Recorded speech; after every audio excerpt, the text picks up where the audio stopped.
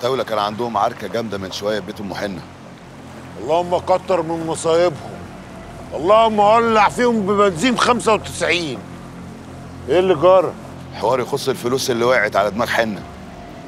الفلوس اللي انت لغايه دلوقتي ما جبتليش قرارها. جبت يا كبير، ومعاها الحكاية من أولها لآخرها.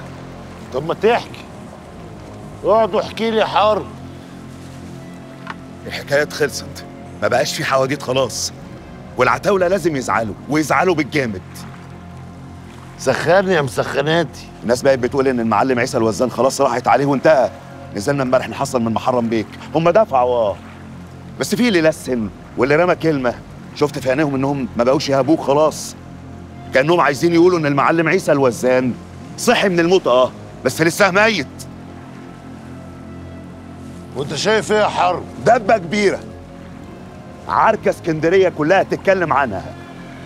ما هو طول ما القرود شايفه ان الاسد كامن هيفضلوا يتنططوا عشان قرود، والقرود بتتنطط.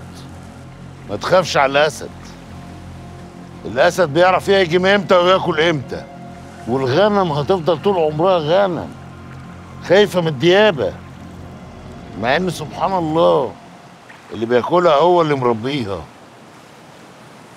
ده انا بقول شعر يا حرب، نفسي اتفتحت، خلوهم يعملوا لي كيلو ريش وشويه مخاصي بالمستردة. مخاصي بالمستردة؟ اوامر. اللي يقول لك عيسى الوزان انتهى قول له انتهى.